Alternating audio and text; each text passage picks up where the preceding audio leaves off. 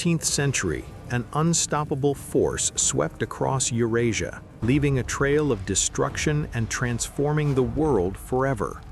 The Mongol invasions, led by one of history's most feared and revered conquerors, Genghis Khan, altered the course of empires, reshaped trade routes, and sowed the seeds for a new world order. Their legacy is one of brutal conquests, but also of cultural exchanges and advancements that shaped the modern world. This is the story of how the Mongols changed history forever. The Mongol Empire's rise began with a man born in 1162 in the rugged steppes of Mongolia, a region where survival was a daily struggle. He was born as Temujin, the son of a tribal leader. His early years were marked by hardship, betrayal, and the constant battle for survival. When Temujin's father was poisoned by a rival tribe, his family was left vulnerable and destitute. Temujin, however, was determined to rebuild and unite the fractured Mongol tribes. Little did anyone know, the boy who had been born into hardship would grow to become the world's most feared military leader. By the time Temujin was in his 30s, he had risen to power by uniting various Mongol tribes. In 1206, he was proclaimed Genghis Khan, meaning universal ruler. Genghis Khan's vision was not just to conquer lands, but to build an empire that spanned the known world. His goal was to create a unified, stable society where merit, loyalty, and discipline were valued over bloodlines and inheritance. It was this new Mongol ethos that would drive his unprecedented conquests across Asia and Europe. The first significant campaign of Genghis Khan's rise was the conquest of the Western Jia dynasty in 1209. Located in what is now northwestern China, the Western Jia had been a thorn in the side of the Mongols for years. The Mongols, known for their exceptional horsemanship and archery skills, used fast-moving cavalry tactics to devastate the Western Jia defenses. The Mongol army struck with lightning speed, and within 2 years, Genghis Khan had forced the surrender of the Western Jia dynasty. This victory not only gave him access to rich lands and resources, but it also sent a message: the Mongols were a force to be reckoned with. Next, Genghis Khan turned his gaze south toward the Jin dynasty, which ruled northern China. The Jin dynasty had also been a persistent rival, and Genghis Khan's forces were relentless. They employed siege warfare, using advanced technology, including catapults and siege engines, which they had learned from their enemies. The Mongols eventually captured the Jin capital, Zhengdu, modern-day Beijing, in 1215, marking a turning point in their campaign. The Mongols had demonstrated their ability to overcome fortified cities, something no other steppe warriors had managed to do before.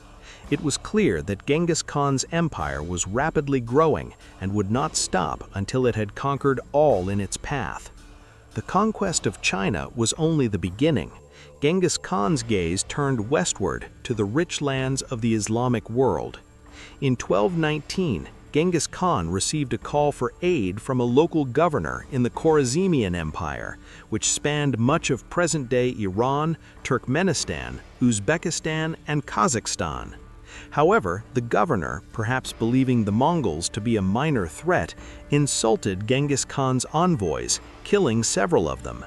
In response, Genghis Khan unleashed his wrath. The Mongol army, known for its swift and ruthless tactics, attacked the Khwarazmian Empire in 1220.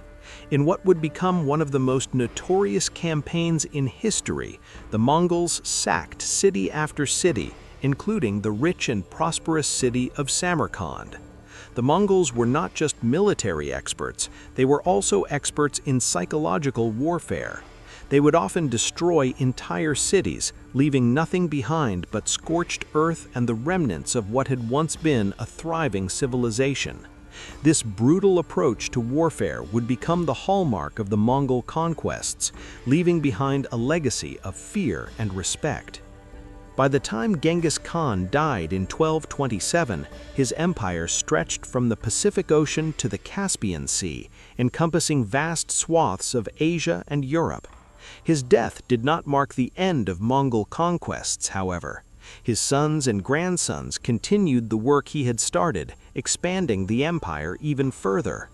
Under the leadership of Genghis Khan's successors, the Mongol Empire grew to become the largest contiguous empire in world history. The empire's reach was so vast that it spanned nearly a quarter of the Earth's inhabited land area. The Mongol invasions were not just military campaigns, they had profound economic, cultural, and political impacts on the world. The Mongols, despite their ruthless nature, were also great patrons of trade and culture. They opened up the Silk Road, connecting the East with the West, facilitating the exchange of goods, ideas, and technology. This exchange of knowledge helped to spark the Renaissance in Europe as scholars began to access lost knowledge from the Islamic world, including advancements in mathematics, astronomy, and medicine. Furthermore, the Mongol Empire acted as a conduit to the spread of technology. Gunpowder, the compass, and printing, which all had been developed in China, found their way to Europe through Mongol-controlled territories. These technologies would go on to play crucial roles in shaping the future of warfare, navigation, and communication. The Mongols, in many ways, were the unwitting agents of a technological revolution that would change the world. While the Mongols were responsible for immense destruction, they also helped to establish a period of relative peace known as the Pax Mongolica. Under the leadership of the Mongols, trade flourished and the vast distances between East and West became more accessible. This period of stability allowed for the growth of cities, the exchange of ideas, and the development of cultures that would shape the world for centuries to come. The Mongol invasions also had a profound impact on the cultures and societies they encountered. In Persia, the Mongols assimilated into the local culture, adopting Islam and integrating into the existing political systems. In Russia, the Mongols established the Golden Horde, which would rule over the Russian principalities for nearly 2.5 centuries. The Mongol influence on Russian culture, politics, and military organization would last long after the Mongols had left from power. In China, the Mongols would eventually establish their own dynasty, the Yuan dynasty, which would rule China from 1271 to 1368. The Mongols, under Kublai Khan, the grandson of Genghis Khan, became the rulers of one of the most powerful and prosperous empires in history. They brought Chinese culture to new heights, building grand cities, fostering trade, and encouraging the arts. However, their rule was not without resistance, and after decades of unrest, the Yuan dynasty would eventually fall, giving rise to the Ming dynasty. The Mongol invasions that began in the early 13th century did not just change the course of history, they reshaped the world itself. They brought distant civilizations into contact, facilitated the exchange of goods and ideas, and established a legacy of cultural and technological advancements that would endure long after the Mongols had faded from power. The impact of the Mongol Empire can still be felt today as the world continues to be shaped by the connections and exchanges that they set in motion. The Mongols may have been known for their ferocity in battle, but their contributions to human history are equally monumental.